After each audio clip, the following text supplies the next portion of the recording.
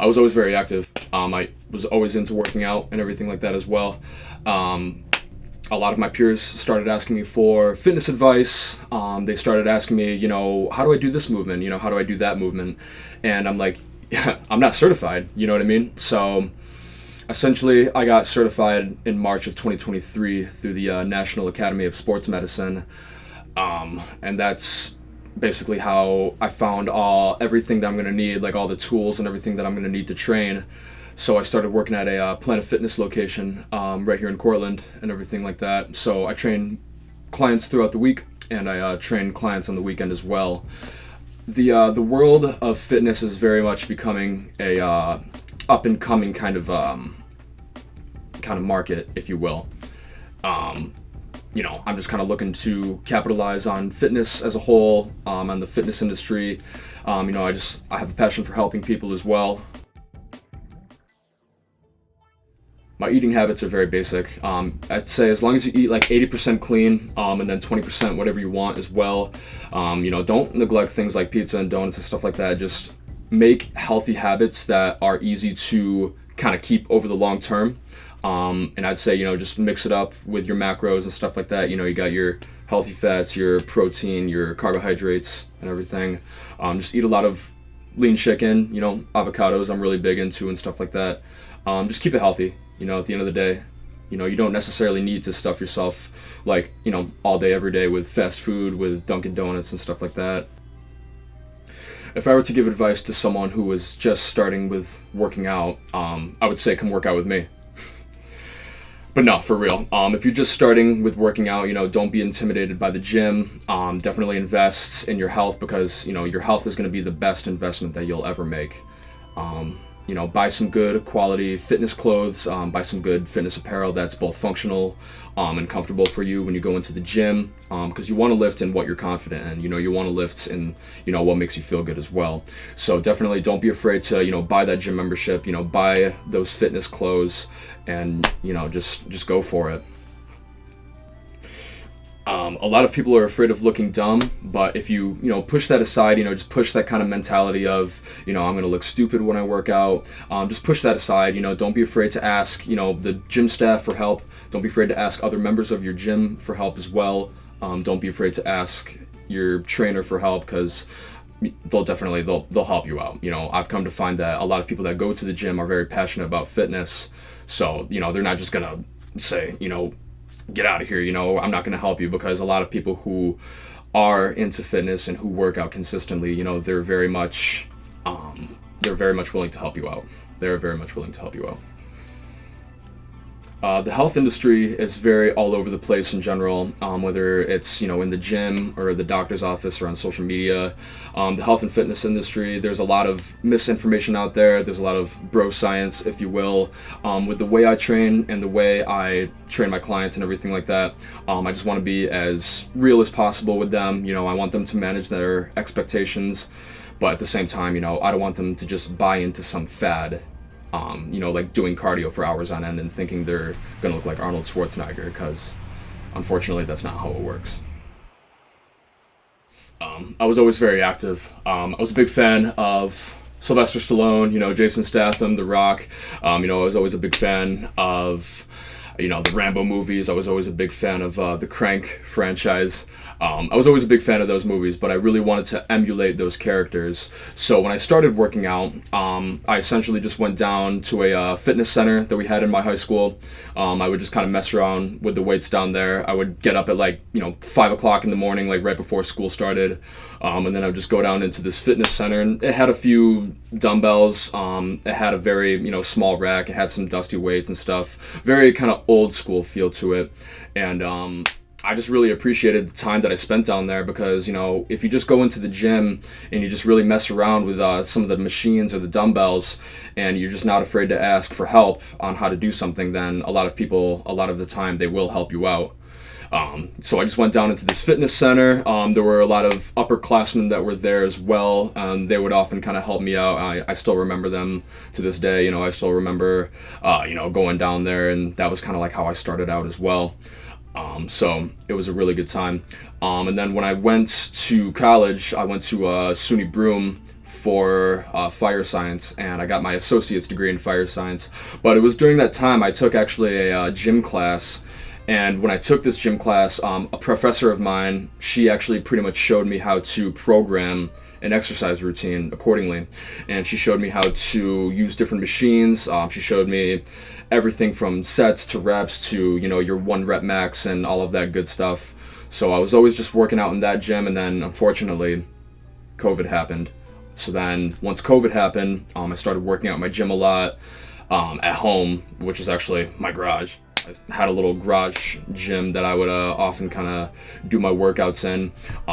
My dad got me a 25-pound bar, and then I would just attach some rusty, dusty plates on either side.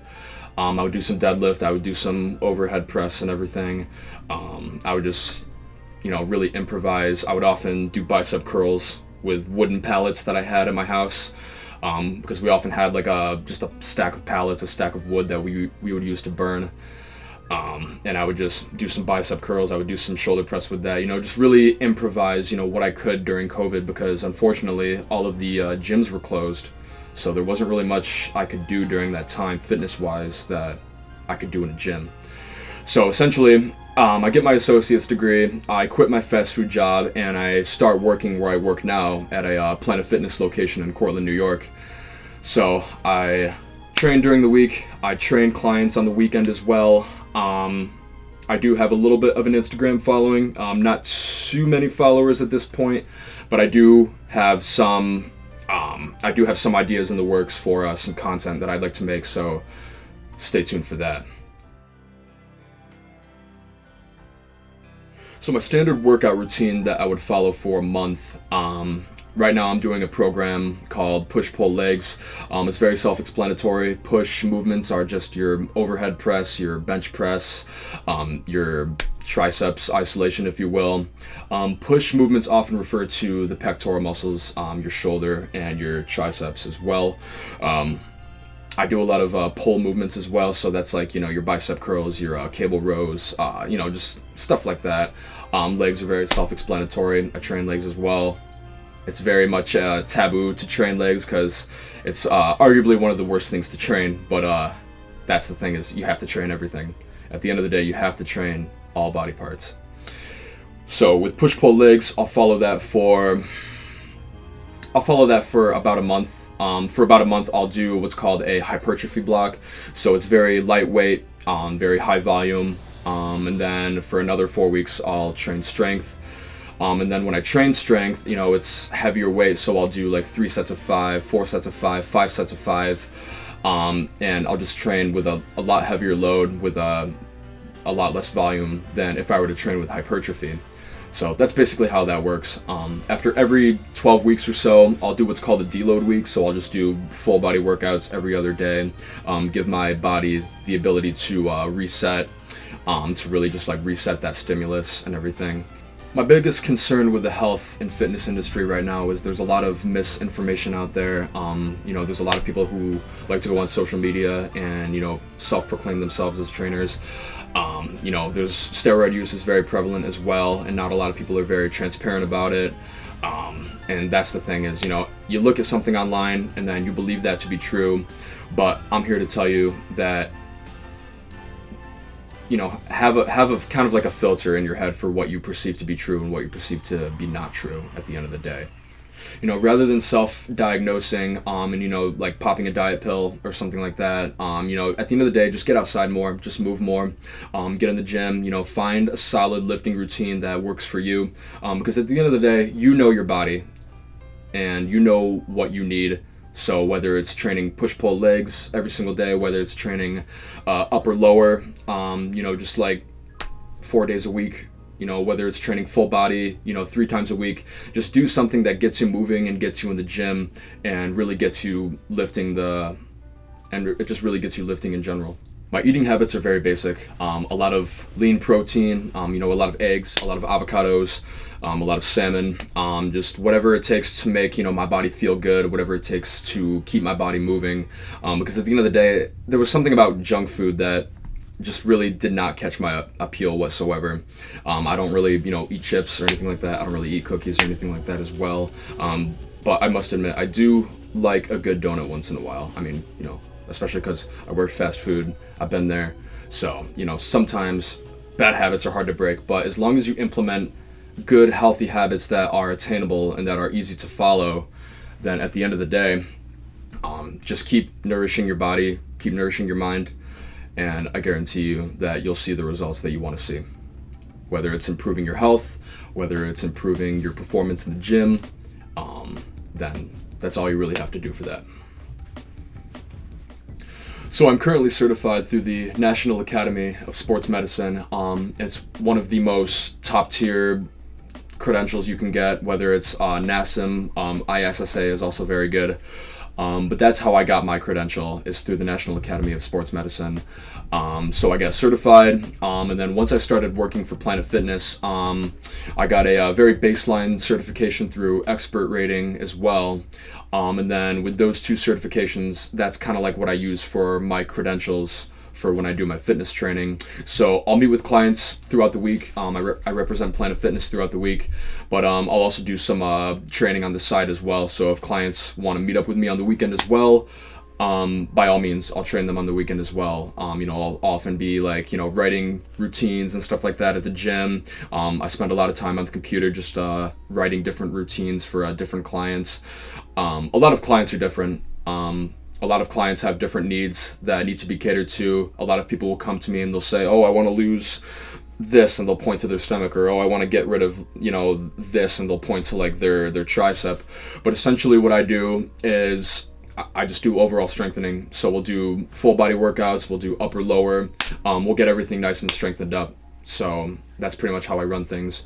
It's literally just 5 minutes of cardio, 5-minute cardio warm up. We do about 5, 6, 7 exercises all together, a variety of different lifts, and then it's just 5-minute cardio cool down as well. And then we call it a day, and that's really all there is to it. A lot of people like to overcomplicate things when it comes to fitness. They really like to go on different, social media platforms and watch all of these fitness influencers, if you will. They like to mimic the movements that they do, but what works for one person might not work for another. So at the end of the day, you really just have to listen to your body and do what your body tells you. Hardest thing about fitness training? I'd say it's definitely trying to determine what your client needs from the get-go. So a lot of times I'll do this little evaluation. It's basically just like a questionnaire that I have a lot of my clients do. I'll sit them down, I'll just slam them with questions. I'll just, really get to know them, see if they're coachable and stuff like that. But it can be a little challenging at times, depending on who you're working with, because some people are coachable, some people are not coachable, and, I've had a little bit of that as well, but at the end of the day, you just need to provide the best possible service that you can, and you really need to ensure that your clients meet the maximum results that they're looking for with what it is you have to offer. But fitness training as a whole can be very rewarding. It can be very rewarding. There's nothing like, training a client for weeks, months on end, and they're really accomplishing the goals that they'd like to see. A lot of my clients that I've had for, I've had some clients from 2 weeks to all the way up to 4 weeks, all the way up to 6 months, all the way up to about a year now. And a lot of them are really enjoying what I have in store for them. I have a little, I have a few sadistic methods, if you will, when it comes to training, but my clients, they tend to enjoy it. So as long as they enjoy it and they really do meet their fitness goals, then at the end of the day, that's all that really matters. But it's fun. It is fun overall, and I'm really glad I got to pursue the opportunity within fitness to really put myself out there and market my skills as a trainer as well. As far as my own fitness goes, I follow a routine that's referred to as push-pull legs. So with push-pull legs, it's a lot of volume. It's 6 days a week with a rest day. So it's not quite 7 days. So 6 days a week, rest day, push-pull legs. You basically target every single muscle group. I do a lot of bench press. I do a lot of cable rows. I'm also very much into calisthenics as well. So I'll do like some pull-ups. I like to do a lot of tricep dips as well. I'm a big push-up guy as well. Always gotta work the pecs. That's kind of like the routine that I follow. I'll do a 4-week strength block. So that basically means heavier weight with less volume, if you will. And then when I train hypertrophy, which refers to, just like gaining muscle and not as much strength, it'll be typically lightweight, but more volume. So I'll do a lot more sets, a lot more reps. When I train strength, it'll be, only reps of like 5 or so. So I'll train, I'll do like 4 sets of 5, or I'll do like 5 sets of 5 with what's called a drop set at the very end. But lately I've been looking to really increase the volume in which I train as well. So I'll do a lot of training in which I implement what's called a pyramid. I tell my clients I refer to it as a pyramid scheme, if you will, but not quite as bad as the what you might think in your head. But with a pyramid, what I do is I'll train just with a lot of volume, so it'll be 6-7 sets altogether. Typically when I train with pyramids, I'll start out very light and it'll be a lot of reps, and then I'll work my way up with weight. So whatever exercise I'm doing, if I start out with like a incline bench press with dumbbells, I'll start out with like the 35s and I'll do like 8 reps, and then I'll go up to the 45s and I'll do 6 reps. And then, I'll go up to like the 55s and I'll, maybe do like 3 or 4 or 5, and I'll just work my way back downward. So typically, if you just really mix up your fitness, really keep things interesting, then that is what's going to keep you going back to the gym each time. A lot of people, they see their older self as like a stranger. They're like, I'm not going to be that guy. They see a lot of, older people that are, walking down the street and they're like, oh, I'm never going to look like that. I'm never going to shuffle around like that. But at the end of the day, we're all going to age. Our bodies are just going to get weaker and weaker over time. So fitness is very much a lifestyle. It is something that you very much have to keep in check. Your physical health, your mental health, it's lifting and doing cardio and keeping a good, active, healthy lifestyle. It is all very important at the end of the day, because your body is like a temple, and you have to really take care of that temple at the end of the day too. Not only does lifting really help with gaining lean muscle mass, but lifting also helps strengthen your joints. Lifting helps strengthen your bones, helps deliver more calcium and everything like that to your bones. A lot of people, they come to me who are a lot older and they have osteoporosis, or they've had knee replacement surgery, but there is always something you can do to strengthen yourself up physically. There is always something you can do, no matter really what age you are. There is a lot that you can do to keep yourself going. So at the end of the day, just keep moving, keep living a active, healthy lifestyle, and just keep healthy. So you can get into fitness at really any age. I personally got into it when I was very young, but I actually didn't really start figuring things out until I became, like 19, 20 years old, because I've been working out consistently since I was about 15, 16 years old. But back in the day, I didn't know what the hell I was doing. I would just go down to my fitness center. I would just, start cranking out reps on the machines, on the bench, if you will, with the dumbbells and everything. But that's really the best way to get your foot in the door as far as going to the gym goes, is just, going to the gym for the first time, just messing around with the equipment and everything, and then find a program online or through a trainer such as myself, that's, tailor-made to essentially what it is that you'd like to accomplish at the same time too.